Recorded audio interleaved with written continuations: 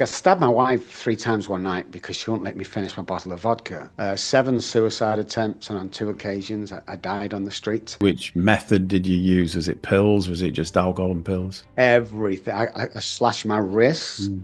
I tied myself to railway tracks. I'm laying there, Scott, and I'm listening. All of a sudden, you can hear the rumble of the train, and the relief, Scott, the relief that this is Yeah. going to be over was Yeah, yeah. insane. Alcohol poisoning, drug overdoses. It's like I couldn't kill myself. I was crying, Scott, for the first time in my life. I realized I couldn't stop drinking. But I said this to the God up there, I can't do this on my own anymore. And 30 seconds later, this guy called Derek walked around the corner. We had a brief conversation and he took me back to his house.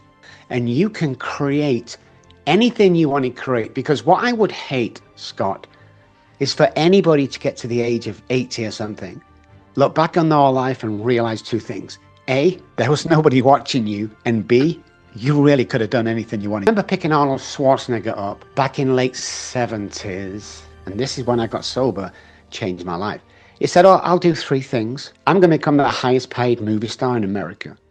And we're like, Arnold, we love you, man, but you Well, can't even you speak can't English. speak English very well. Yeah, yeah. Can't speak English. What's your second one? He said, I'm going to become a governor of a state in America, hopefully California. I thought you had to be American to do that. I said, okay, what's the third? And this floored me. I'm going to marry into the Kennedy family. Check. He said that Check. even then. Yeah. Wild. And the Wild. power of the mind is, if you believe that and do your work around that, it will happen. If you understand the power out there, the universe, and how your mind is just power and energy, once they connect, and once you do the work, which is neuroplasticity, let's change neural pathways, your DNA changes. Sleepless Night Star. I'm in the presence of a Beautiful, superstar. beautiful, man. So, Dr. Rob, how are you? Living the dream, man. Instead Living of the dreaming of dream. living is where Living I the am. dream. Yeah. So, Yeah. we've got something in common, haven't we? Both brought up in Manchester. I'm still here. You're in Texas now, aren't you? Yeah. What shaped I'm over you? in What shaped you growing up in Manchester? music. Music was very big. I grew up with all the Of Oasis course. guys and the Happy Monday guys and all them, Hacienda. Eventually became the session bass player, Abbey Road. First of all, it was Strawberry Studios in Stockport. Do you remember that? It was 10cc Yeah, guys. because we've just done an interview last week with Graham Goldman from 10cc. So he wrote Nice. some of their big hits and wrote for Herman's Yeah, Hermits and the Hollies and stuff. So yeah, we've just spoke to him. Strawberry Studios, Stockport. I know. Yeah, yeah. It's crazy. There's some So nostalgia. that was it for me. I was on stage at the age of 9. So I had a musical family. Auntie and uncle played the clubs weekend.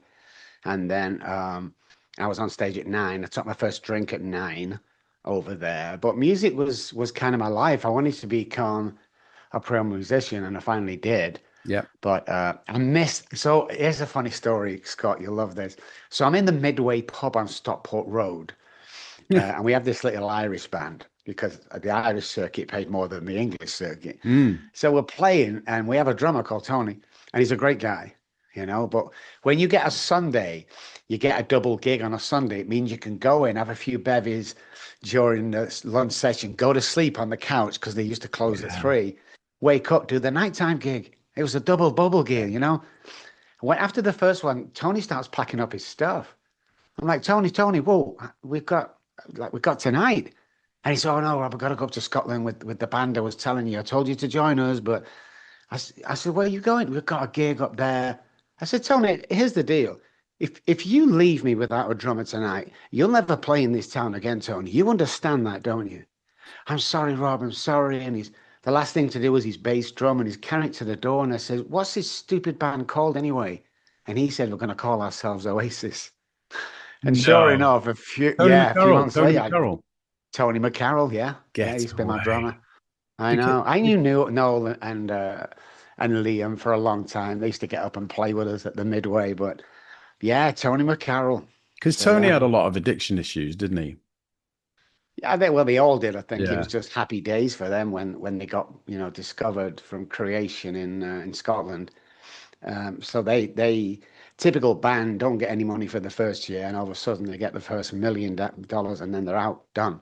Yeah, yeah. That's when they call people like me to come in and do the backtracks in the studio because they're wasted somewhere in fucking Spain. Oops, I swore then. Sorry. Was um was addiction something you understood early doors, or did that come on later? It came on later, and I'll tell you why. There wasn't a lot um, known about addiction back in the day, and the medical fraternity is still baffled with alcoholism and addiction. So there was nothing around for me. And I was angry, especially when I lost my kid, I became homeless. I was angry and nobody could tell me what was wrong with me. It's like just stop drinking, Rob, because of your kids. I tried that, worst 3 hours of my life. It was crazy and I just couldn't stop. So nothing. I thought it was me. So by the time I was homeless, it was suicide time for Yeah. me.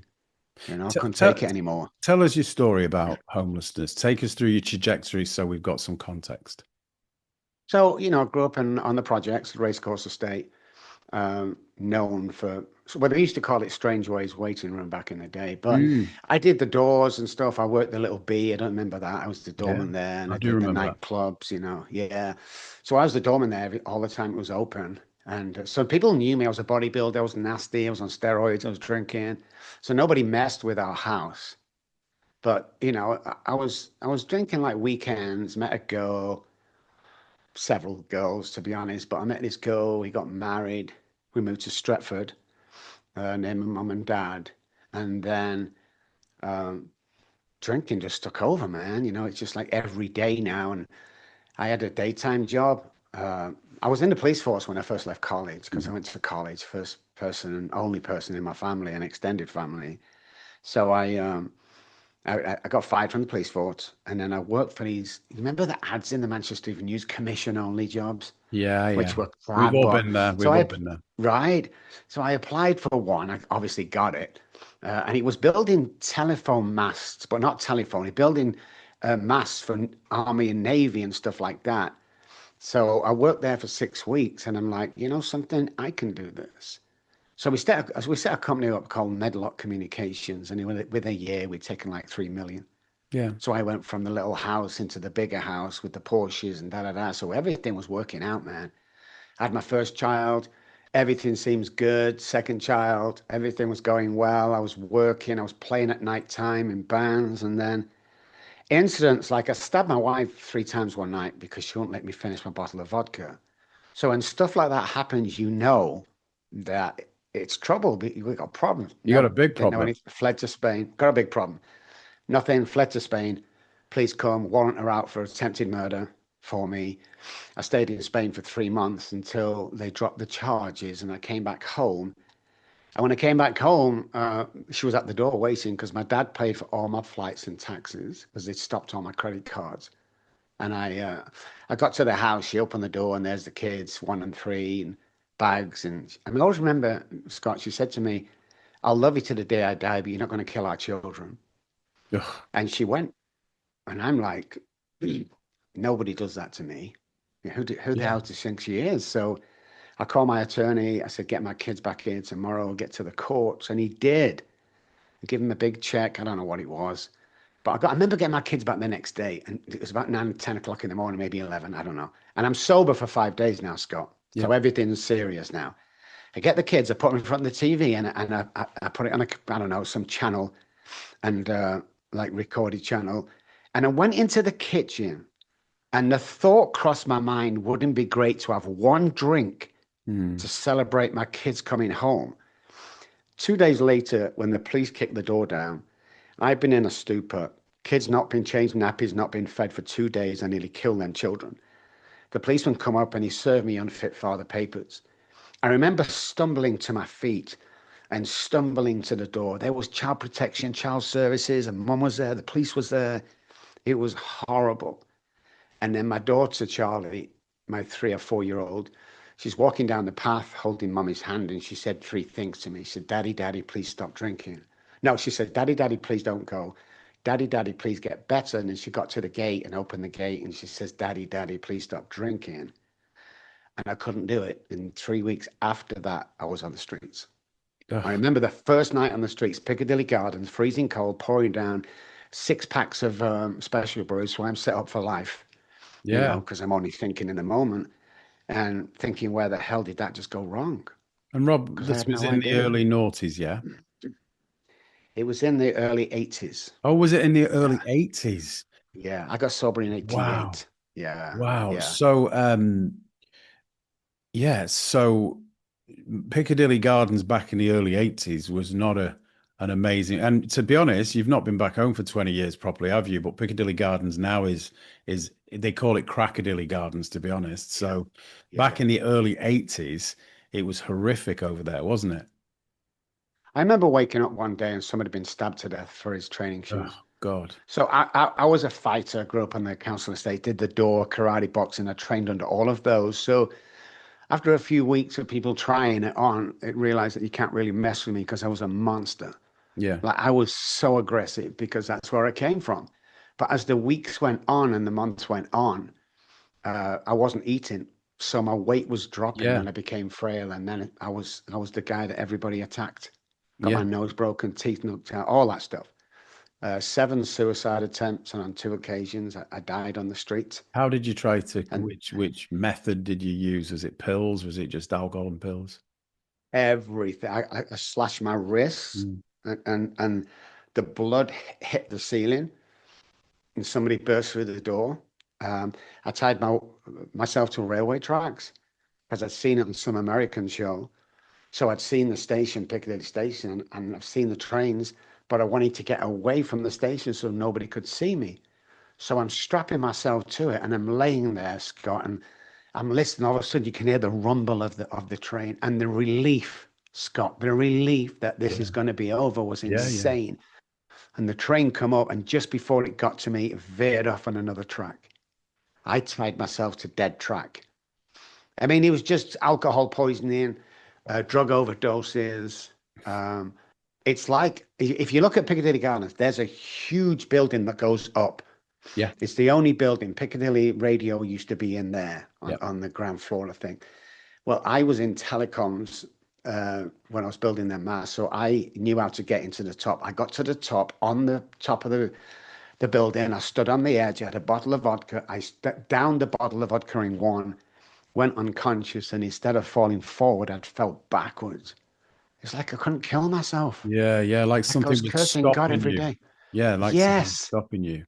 And Yeah. actually, to give some context to people who haven't been to Manchester, for me, it's a grim enough senior painting, but Manchester is at the best of times wet, damp, freezing Yeah. cold. The start of it was the world's biggest cotton producer. Cotton needs damp. It would have been a Yeah. horrific place to be homeless, wouldn't it? Yeah. It was very cold. It was snowing. It was just horrendous, to be honest. The days I got through, people giving me money, me finding stuff. I remember outside some supermarket somewhere. I'm outside and, I've got no money. I've got no food. I'm thinking of going in and stealing some vodka. And a woman came out and she says, "Are you okay?" And I says, "No, I'm homeless." And she said, "You speak very well to be homeless. What happened?" So I told her my story real quick, and she says, "Stay there, don't move." And she got in a car and left. I thought, Mm. okay. She came back 20 minutes later, Scott. She had all food, she'd have sandwiches, she had drinks for me, she had money for me. It's stuff like that that kind of saved my life and kept me Yeah. going. Yeah. Some people can be inherently really kind, can't they? It's not a completely big bad world, Yeah. is it? No, I found that there was a lot of people kind to me. A lot of people, um, stopped to talk, but 95% didn't. I remember seeing people like that had worked for me just Mm. walking past me. And they knew who I was, but it was too disgusted to even talk to me. And that's why today, 20%, 25% of our income, and we're a multi-million dollar company. I have this, I have the British restaurant that I opened next door and two other companies. 25% of our earnings are given back into uh, England and America. Yeah. And then we do about 150,000, me and my wife, at the end of the year. We put that into a little account and we give it all away, man, Amazing. because lots of people save our lives on the streets. Mm. Don't get me wrong. And for me to sit here with all this money and go, screw you, I don't care, I'm okay now. No, it's not me. Yeah. It's just not me. And we very rarely turn people down when they come to us. I work with A-list celebrities, all the big movie stars, the musicians, all them guys have either been through here or I'm working with them now. I'm the go-to guy. I'm also the leading neuroscientist for Harvard University on addiction research. So I can't forget where I come from, Scott, and I Yeah. can't forget them days, Yeah. you know. So that's why I'm really generous with my money and my time. How long were you on the streets for? 14 months It's a I long was on the time. It's a street. long time, Rob. Yeah, I'm so glad you said that, Scott, because the environment, because people don't get 14 months, it wasn't that long. It is. It was It's not long. America. It's not America where it's sunny in certain states all the time. It's even in It's summer when it's a little bit warmer. It rarely gets really warm, and it's no, just damp and oppressive, isn't it? yeah, it is, So every day felt like a year, Yeah. and it was just absolutely horrible. And then I remember one night, Sunday night, Monday morning, I'm round the back ends of factories and offices, so there's no houses or people there. It's early hours, pouring down with rain. I'm coming out of another blackout. I remember dropping down to my hands and knees, and I was done. I mean, I'd been done before, but I was crying from my belly. I wasn't crying because I lost my children or my wife or my houses and my practice. I was crying, Scott, for the first time in my life. I realized I couldn't stop drinking. Mm. And it took all of that.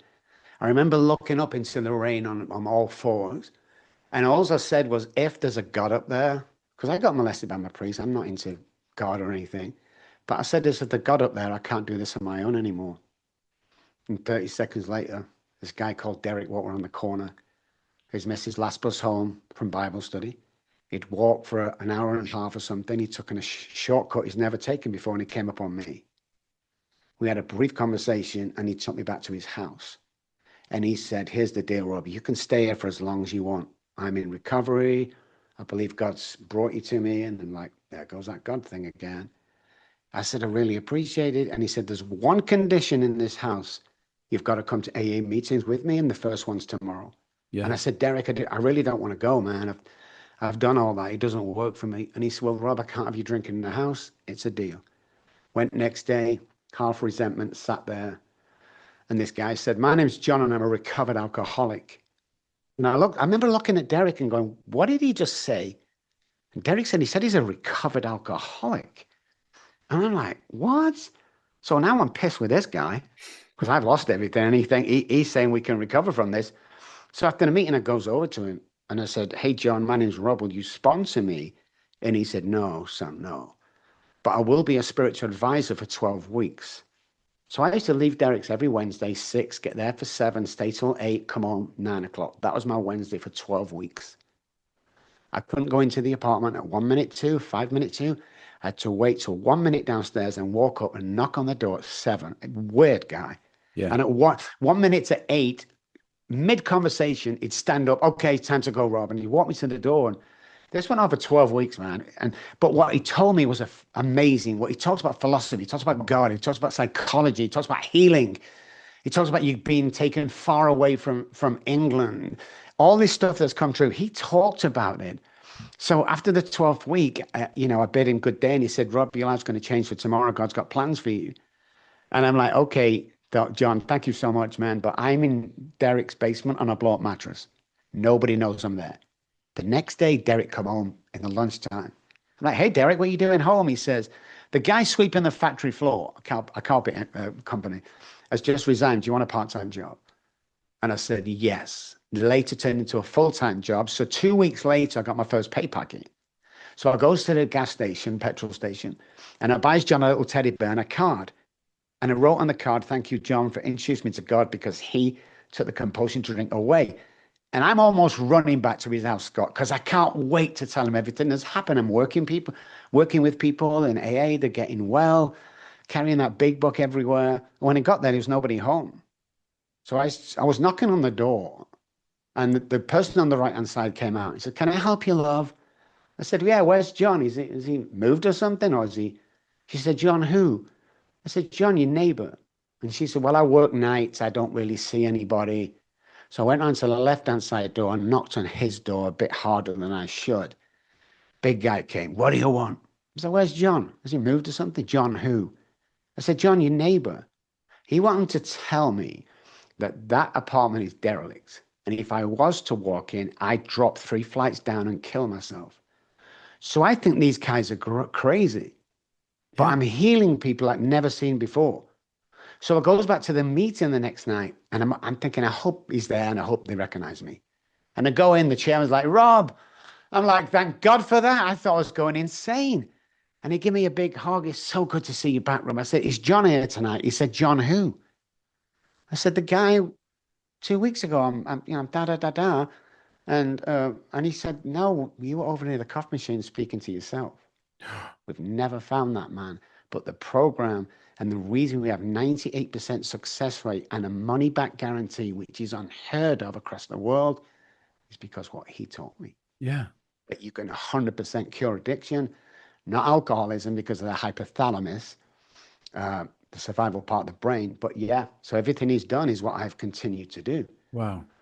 That's a In wild San Antonio. story, So man. we have offices in San Antonio, Dallas, Manchester, London, Switzerland, Spain. Yeah. Is And we've worked with addiction 11,000. is addiction a disease or choice? There's the big question. Ooh, I don't know how many viewers you got, but we're ready for the phone call. Now, before I say this, guys, you have to research me. Go look me up, Dr. Rob Kelly, on any Google or whatever. We spent about $1.5 million on research. Um, Addiction is not a disease, but alcoholism is. Hmm. Addiction is addictive personality. So it shows the same, it is the same, it's just as hard. 93% of people that come to us with a staunch heroin or cocaine addiction or crack started in the doctor's office. So we studied the brain around that. Alcoholics are born and drug addicts are made. Alcoholics are born with a predisposition. We've traced it back to fetus level, and 3 parts of the brain differ. Now, this is new neuroscience that we're practicing, guys, so bear with me. The hypothalamus, which is our survival part of the brain, tells us to drink food, eat water, amongst other things, but that's the primary. A certain point of the alcoholic's career, because that's what it was for me, the hypothalamus hijacks the brain and tells the alcoholic to drink alcohol only. That's why we can go days or weeks without food or water, wives, kids, nothing, because the survival part of the brain is telling the prefrontal cortex and the basal ganglia that if I don't drink. So we found out that, which was crazy. Then we found out about the prefrontal cortex and the basal ganglia, which is kind of our repetition strengthen part of the brain. The more you do something, the more you don't have to think about, like flying a plane or something. What happens with the alcoholic is that the basal ganglia is broken. So, imagine a clock face, 12 o'clock, we go on a bender, 10 after, we're lost in alcohol, 20 after, we try and get sober. Half past, the wife lets us back in with the kids. 20 to the hour, we get that job offer. And at 10 to the hour, we smash everything down again. And that's repeated over and over again until you die or you get help. So in effect, what you're saying is your brain's trying to protect you in some bizarre way. With addiction, yes, because everything we see, touch, hear, feel from birth is stored in the subconscious brain. The subconscious brain is where all the bad stuff is stored. And the conscious brain is what we do today, how we can do it. This is why we work with athletes, podcasters, because you can change the way the brain works and be successful, whatever that looks Change like the for you. neurological pathways. Yeah, of course. I mean, so here's a layman term. 300 neural pathways die every day in the brain. There are billions. What are we replacing them with? Are we replacing them with the same old thought patterns from the past where you're never good enough, you're never blonde enough, tall enough, thin enough, or rich enough? And that comes from caregivers or parents, not blaming parents because they did what their parents did, but that's what it comes from. So when we got back into studying the childhood trauma, I was aghast of how that repeats as an adult. And if your life's not going great, if you can't keep a job, if you can't keep a relationship, all goes back to childhood trauma. And unless you clear that up, you will never have a life you want to have. Never. How do you clear that up? So we use tools over here. We use what another company of mine is called Breathbox Studio. and it's a software with you have music in there and a boy speaking over, guy speaking over it. You have different things in there, breath work stuff, but in the background, every 7 to 15 seconds, you have nine subliminal messaging changing the brain that you don't hear. Then we have brain spotting. Then we have somatic experience, psychology, behavioral science, NLP, all this stuff around it that takes 90 days before all chemicals are settled in the brain and you're good to go. And It's people just don't believe that. it's I'll tell you why, because I think people want an instant fix. Addicts, Yes. I guess, want an instant fix as well. And it's Yes. and it's not an instant fix. There's a great deal of hard work. Neuro-linguistic program, isn't it? Isn't it? And it's a Yeah. repetitive, and it's day in, day out. And you don't get it's like weight loss, isn't it? We were discussing it earlier. You'd lost a lot of Yeah. weight. It's just a lot of effort. But I actually believe you put the work in and you Yeah. stick with it and you keep going, there is a way out, isn't there? 100%. The weight loss thing was an amazing journey for me because it's kind of one of the addictions that people don't understand. Food, yeah. Everyone said, well, just don't eat so much. It's gotten alcohol has 1% to do with alcoholism, drugs 1%, food has 1% to do with food addiction. It's got nothing to do. I didn't have a drinking problem and I had a thinking problem. So when we look at people trying to lose weight, they're gung ho for the first week or so, but they don't change this. Mm. And if they don't change this, then repeated patterns will follow. And even if you lose 20 pounds, you'll put it on again because of the self-sabotaging behavior. So porn, food, every addiction is about power. When I eat, when I'm supposed to be diet, I'm taking power back. If I watch porn, I'm taking control because I'm in control right now, where I Yeah. can't be with the women because I'm not very good with them. It's not the substance or the action. It goes way deeper than that, where you don't like you, and you will do anything to get out of here and live this fantasy world. Oh God, I mean, I think we all know what that feels like. Even people who are relatively all right and on the straight and narrow and don't have these issues still would probably admit that thing in there is can be your worst enemy, can't it? It only takes a tiny little switch. Yeah, I always bring this up. I spoke in Houston. There was 1,000 people there. They flew me down. It was a big deal, and they said after the talk, you've got to stay for at least 2 hours because everybody will come up, shake hands. They'll line up, shake hands. Thank you for coming. 999 of them said it was amazing, and one person said it was crap. Have a guess who I concentrated on for the The next one 3 months? person who said you were crap. The one guy, like I nearly relapsed over that as well, Scott. It was like crazy. So you really have to get yourself in a position with the work. The biggest turnaround of my life was about 3 years ago when I stopped giving a crap what people thought about me. Because I'm from the race course, man. I'm always trying to prove to you that I can be rich. Mm. Look at me. And you're chasing that money all the time, and it never works out until you let go of that stuff. So the mind sits inside the brain, hence the saying mind over matter. The mind controls everything. The subconscious mind wakes us up every morning because it loves hypoxic situations. We got to swap that guy around first thing in the morning by a routine that we have to bring to life the conscious brain. So we get rid of this guy. Now the conscious brain's in. But you see this guy, Scott, Yeah. he's waiting to pounce anything that he can grab hold of and take control. So when somebody comes, hey, Dr. Rob, I've had a real bad day. When we look into it, it wasn't really a bad day. It was 10 minutes that you spread out all day tied to your trauma.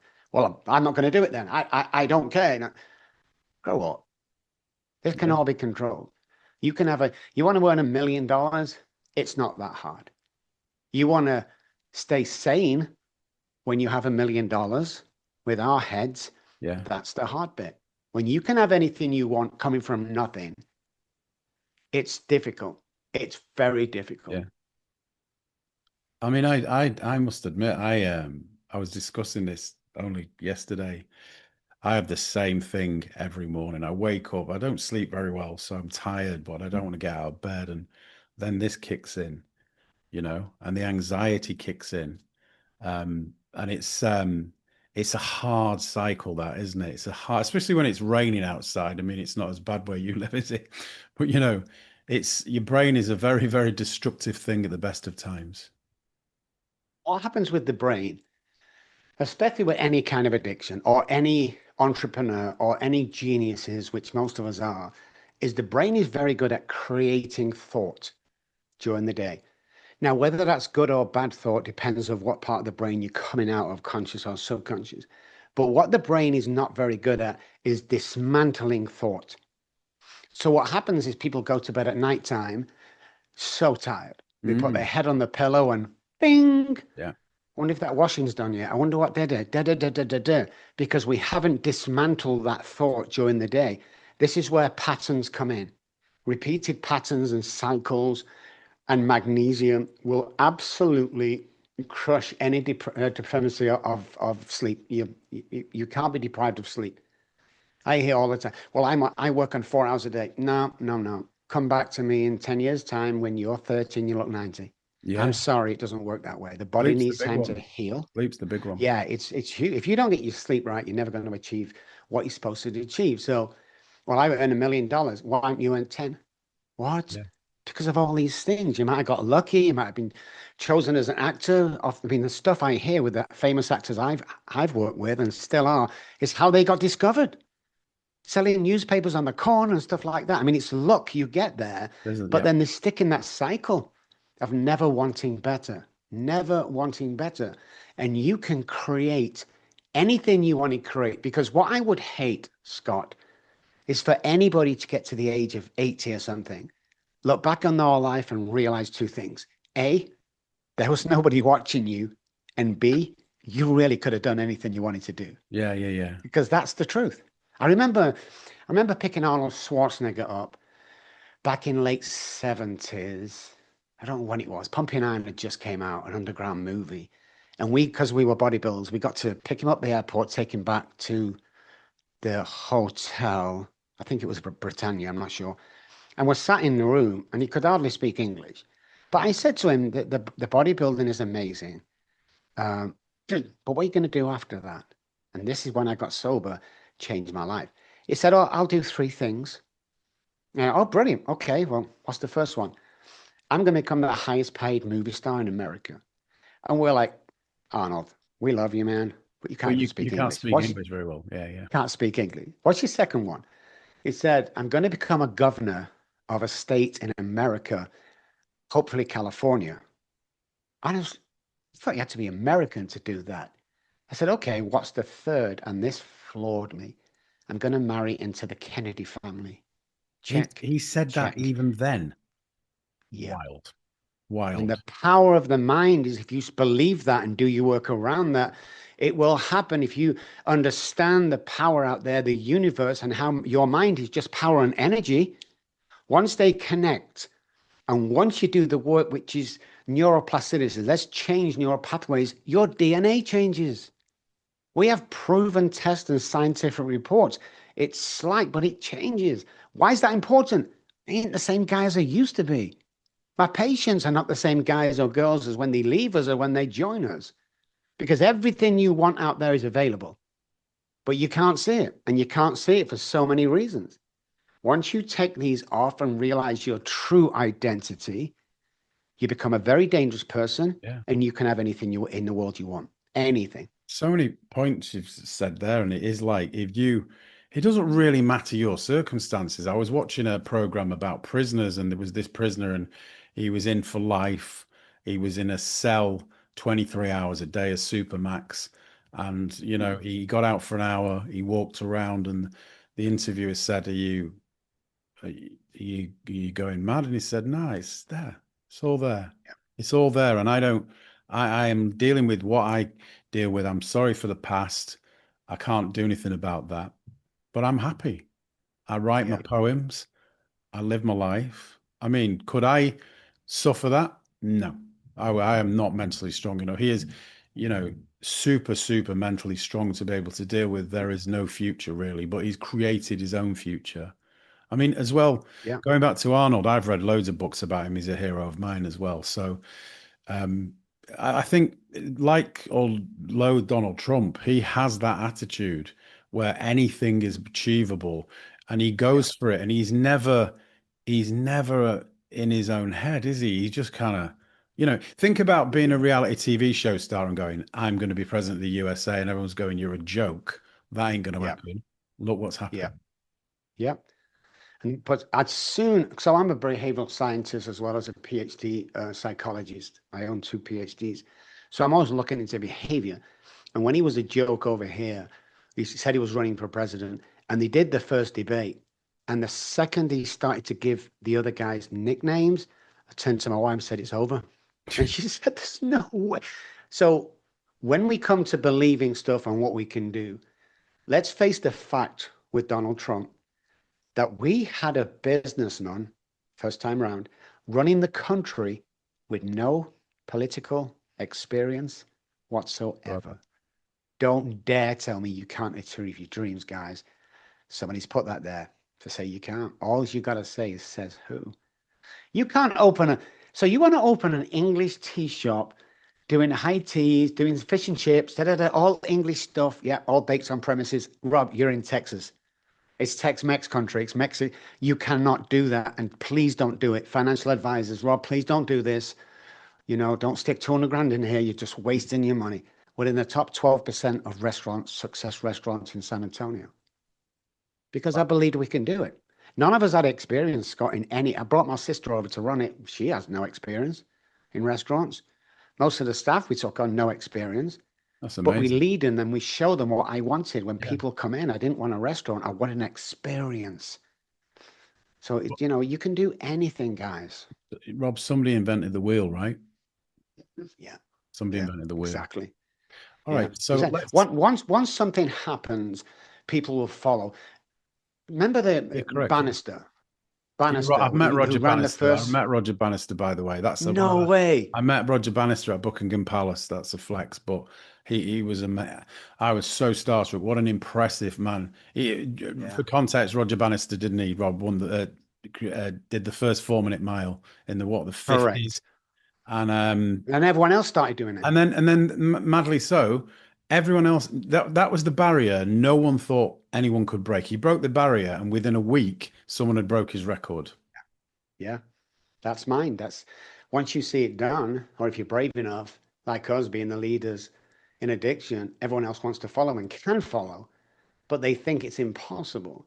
Well, surely you want a movie role in Hollywood? Give me two reasons why you can't. In fact, give me one reason, guys, why you can't do that. Well, no, excuse me, not excuses. Give me one reason why you can't do that.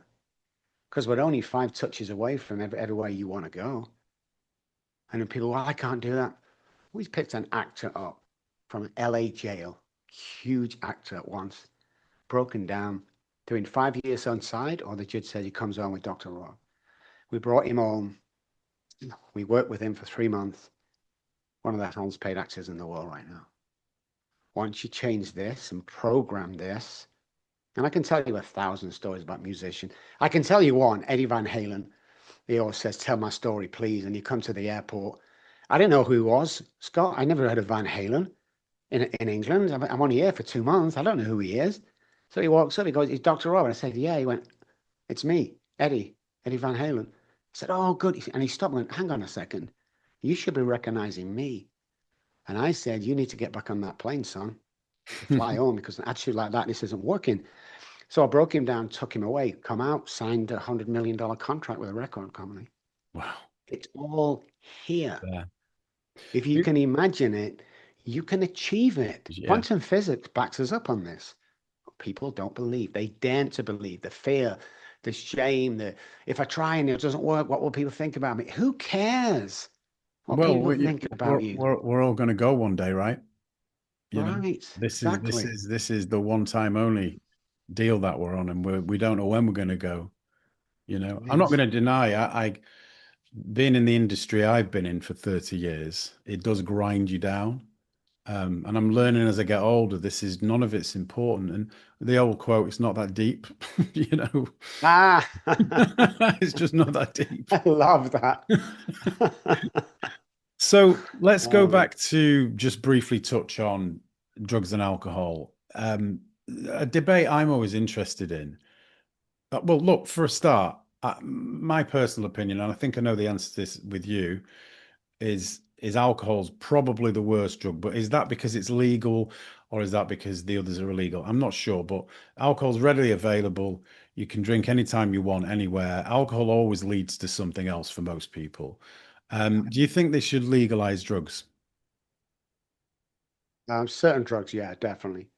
I mean, Yeah. over here you can get cannabis, not in Texas, but most states, it's legal. Um, but yeah, if alcohol came out today, Scott, it would be It would banned be immediately. banned. Yeah, yeah, it's mad. It's madness. Trillions and trillions and trillions of dollars wasted. So, and the doctors are terrible, and the pharmaceutical companies run America. Yeah, The food industry gets you sick. The pharmaceutical company keeps you sick. correct. Because if you get well over here, you're no good to anybody. So alcohol definitely number one, definitely. Yeah, yeah, I think so as well. My opinion, for what it's worth, is I think they should probably legalize everything as much as possible and have it regulated so people are not, people are not getting things that are just going to kill them outright. I know so many people in America who've died of fentanyl. Apparently, you only need a Awesome. pinhead and you're gone. Yeah. And they were Yeah, doing they it's were doing cocaine, they were doing ketamine, they were doing other mm, things like this, and they've taken that and it's been doctored with something else, and one sniff, off you go. yeah, there's probably 300 people right now in America that's died since we've been speaking, That's mostly crazy of fentanyl statistics. overdose. Crazy statistic. And the thing is, Scott, they're not reported properly. So how do we know this? So we did a month in a hospital in Dallas. That's where I used to live. And we're allowed to screen everybody coming in on Friday and Saturday night for Yeah. alcohol, drugs, Yeah. and monitor them. 90% of people that came through the ER door had drugs or alcohol inside them. Out of that 90%, 41% had to stay overnight. Out of the 41%, 3% died that night. There wasn't one report saying died of drug overdose or died of alcohol poisoning. It went down as car crash. They're not being reported because they can't. There's so much money to be made on alcohol. Yeah. They can't do that. And that's what's happening in the world is nobody's admitting the real statistics. Everybody knows somebody who suffers from alcohol or drug addiction. Everybody. And if you don't, it's probably you. Yeah, yeah, yeah. I mean, I particularly in this country as well, because there's, as you know yourself, being a native, long winter months, everyone I know, oh, I only drink it. I only go out the weekend and drink. You don't. You're drinking a bottle of wine every day. And that goes on for years and years and years. And they think they're Yeah. not an addict and don't have a problem, Yeah. Yeah. and they're waking up feeling a bit rough and they're carrying on repeat, repeat. But at the weekend, that's when they drink because that's when the vodka Right. comes out. If it's just wine that ain't drinking, at the weekend, that's when they drink. It's Yeah. madness, really, isn't it? It is, and there's so many people in that category. But I used to do the same when I was bodybuilding. I was drinking alcohol. Okay, I'm going to stop alcohol. I was taking speed to strip down for a competition or something, but I wasn't drinking. So I told people, "Hey, I'm 4 months sober now." You're And healthy. then after the competition, I'd stop and go back on the alcohol. That's insane I know. behavior. I know so many God. bodybuilders who are out and out drug addicts. You just Yeah. never get off Yeah. the cycle, always on a cycle. And then when they're coming up to competition, some of them don't even compete. They're just ramming Winstrol in and Anavar and all of these Winstrol. different concoctions of drugs. The best one, clembuterol. There's the leveler, Yeah. and then they're And saying, "Oh, then, I've not got a problem," but they can't right. stop, and it's been going on for 30 years. Do you know what I mean? I I also remember getting some Deca Durabolin from Russia. That's where our stuff come from back in the day. And they were dated about 20 years ago. So I'm thinking, if these are dated 20 years, what are these guys taking that we don't know about?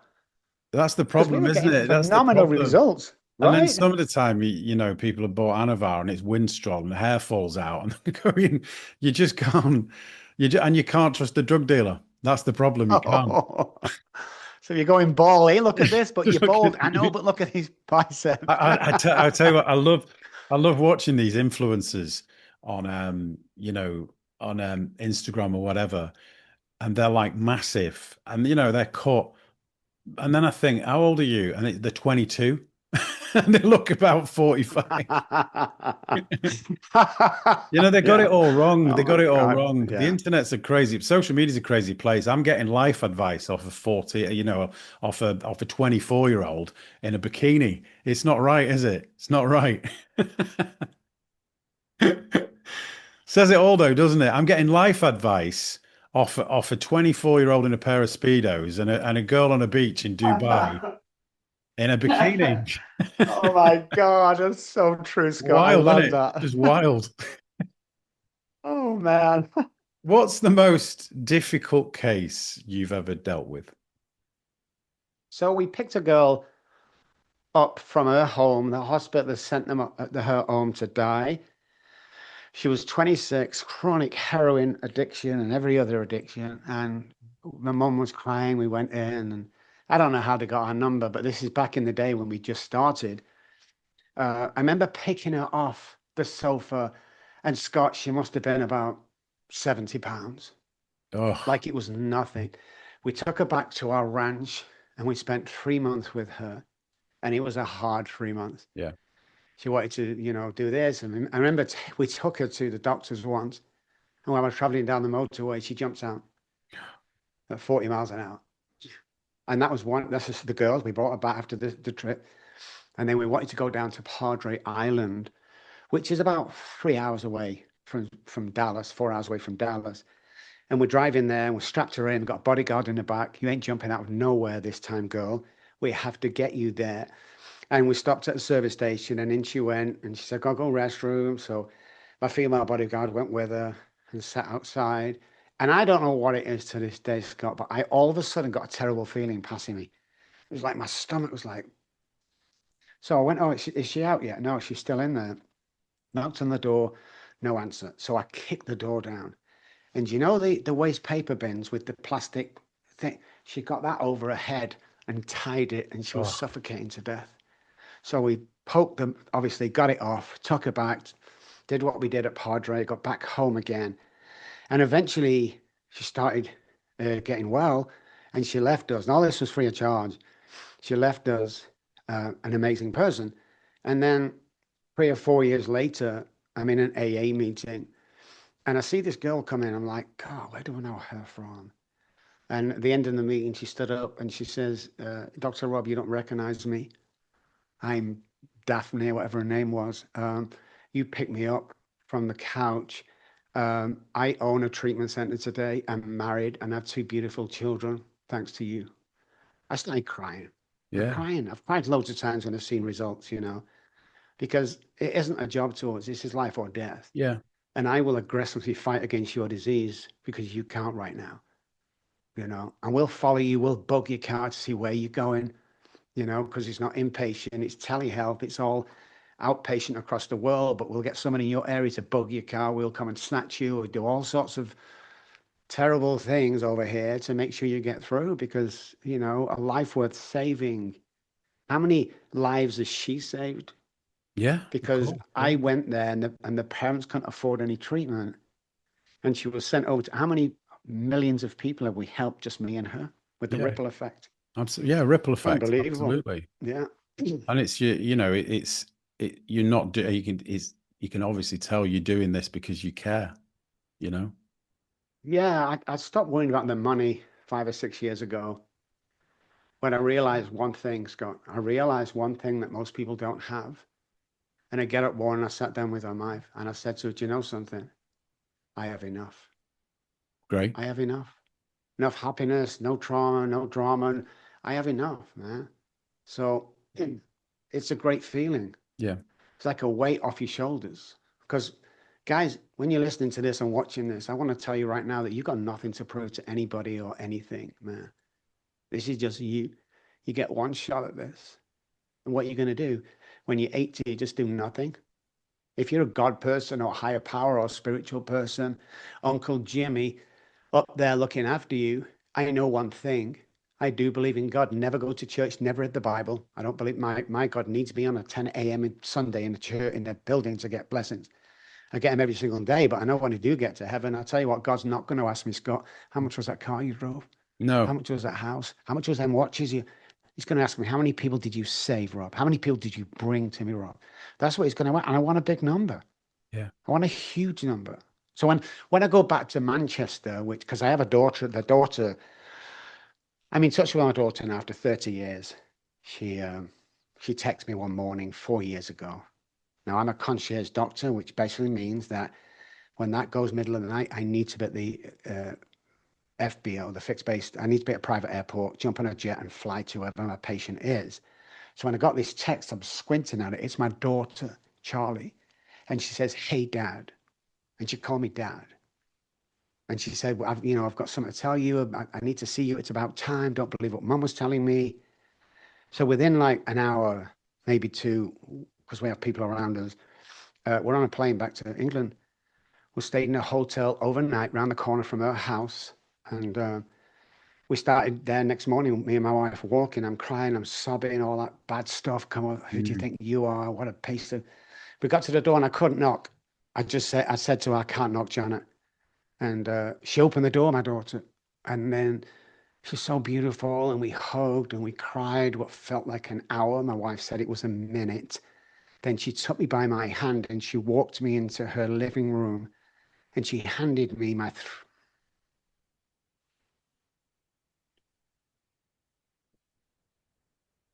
3-month-old granddaughter.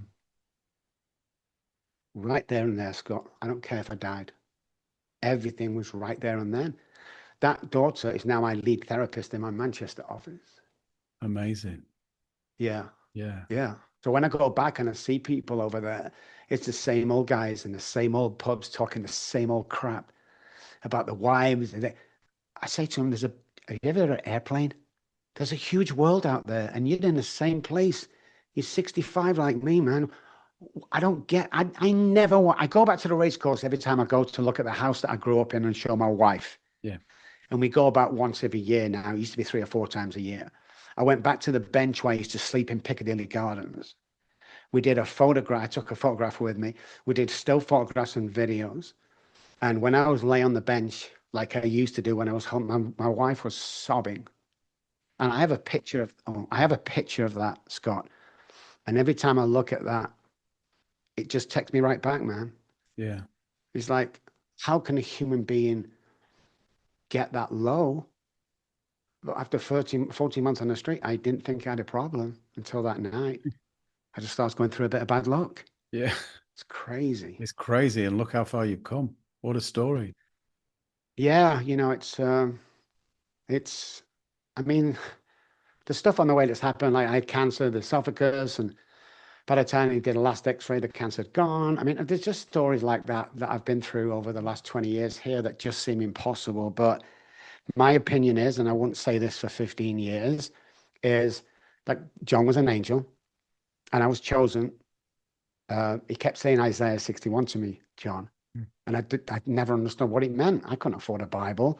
But when I got over here, one of the first people I met was telling me that I have to go and speak at his group, his church group, which is not a normal church, but you got to come and speak. And I agreed to. And on the way out the door, I said, "What's the group called?" And he said, "We call ourselves Isaiah 61." So when I looked it up, it's a prophet that brings healing to the sick and great news to the families. That's exactly what we do. Yeah. So there's no way in any form am I this clever. There's no way. I've never read my book. I won't watch this program. I've never seen me on TV. I don't watch TV when I'm on because I might start believing that hype. Yeah. And I can't do that, Scott. Can't let the ego Can't run do away. it. Correct. Yeah. Because when you look at my lifestyle now from homeless to here, I drive a $300,000 car.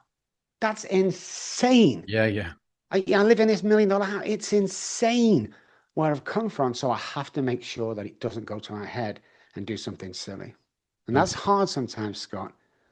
It really is hard. People, you have a great life. I have an amazing life. Don't get me wrong. And I give most of it back. I have to. But temptations are there from other girls. Every Yeah. time I speak, there's at least 5 phone numbers of girls, 20 odd, 30, giving me phone numbers. They're not giving me phone numbers because I'm the most handsome man in the world. They're giving me phone numbers because I know I'm wealthy. Yeah. I'm not stupid, but there's temptation all the time around you. You can go out and buy anything you want, but you've got to be serious. You've got to be Yeah. sensible. It's like My dad always says, if you can afford it cash, buy it. If you can't, don't buy it. Right. Wait. Amen to And that. I followed that rule. Yeah. Okay, Dr. Rob, a couple more questions before we tie it up. Um, what would you say if someone is watching this and really, really struggling? What advice would you give them for the next 24 hours? Start dialogue with somebody, guys. I know what it's like being, we think we're the only one, we're a waste of time, we failed. You haven't. You have this, if it's alcohol disease, if it's drug addiction, that's called an ailment that you can't get out of on your own. So you need to start dialogue straight away, and don't be shameful. Mm. If I was to tell you 1,000 of the people I've worked with from Hollywood, you was like, well, okay, well, I'm going to come out. I'm going to, of course you are. Everybody's out there that's famous or not famous or sweeping. They've all been through it. Everyone knows somebody. So you're not one in a billion. You're probably one in two. So start dialogue with somebody. Great advice. So, final question. What does the future hold for Dr. Rob Kelly? So 65 now, never going to retire. In 3 years' time, me and my wife are going to maybe sell everything and move to the beach, but I'll still do telehealth on my own. I want a 100-bed treatment center in San Antonio. We have a non-profit to do that with. Half of it is going to be for wealthy people, like all the stuff they want, private doctors, and the other half is going to be people off the streets that can't afford treatment. So Peter will pay Paul. Amazing. It's been so good to talk to you, Rob. It really has. It's been a pleasure. The You guns are too, nearly man. I'm there as telling you. well. Do you know what I mean? And That's if what you I'm come up talking to about. if you come up to Manchester, do say hi. Oh man, that would be my honor. I've listen, so just really quickly, I'm on Joe Rogan next week, next Oh, month, I are you? think. Oh, wow. Huge, yeah. So I'm That's on there. I've huge. been That's on everyone's huge. That's podcast. huge. It's huge, like 30 million viewers. But I'm in that crowd. Yeah. You know, I mean, the Gary Breakers of this world and Grant Yeah. Cardone's. Yeah. I'm in that circle. No big deal. And I've done thousands of these, Scott. But I got to tell you right now, this is probably the best I've done for Oh, two reasons. One, oh thank you. my God, you're Thank so you. good at this. You don't talk over people. The questions are amazing. But two, and I can't believe I'm going to say this on record because of who I am. You're such an idol of mine, Scott. I swear. So during the conversation, I'm like, oh my God, I can't believe I'm speaking to Scott Wright. Because the coronation, we were all into that stuff. It was like, God, it was crazy. Coronation Yeah, Street back in yeah. the day. So, Yeah. Back in the day. but thank you, man, for having me on. And yeah, when I It's come to been, Manchester, please do. It's been what such are you an doing honor. now, if you don't mind me asking? What are you doing now? You still acting? Well, I produced a movie which is in America at the moment, called The Stoic, with Jason Fleming in it as well from Lock, Stock and various other things. So yeah, No. I think it's on Amazon over there. It's on Amazon Prime over here. So look that up. Um, Stoic. I'm and writing down, Scott. The Stoic, yeah. And you know what, as well, Rob, I think thank you for the compliment. I really appreciate it. We've only just started this podcast, and I've wanted to do it for years, but I've had a lot of fear as well. I'm not going to deny it. Do Yeah, you know what I mean? yeah, Just yeah, you can procrastinate forever. And actually, what was the quote? The magic you are looking for is in the work you're avoiding. yeah, And it's a great yeah. quote because I've been avoiding this work for years. And this has been, as a compliment to you, my favorite podcast that I've done so far. Um, Wow. and you are you're a very wise man, and you can only be as wise as you with all the disasters that have happened in your life. I Yes. can't, I find it difficult to listen to certain people on the internet unless they've got a backstory like you, because unless you've been in the trenches, Yeah, how do you know? Do you know what I mean? How do you know? exactly. Um, Exactly. You got to know. You you've got to got to know. You know, can't man. treat You've got to anybody if you've not know. been through it. You've Yeah, got to know. 100%, man. But Dr. Rob, thank you so much for coming on. It's been a pleasure. Thank you, man.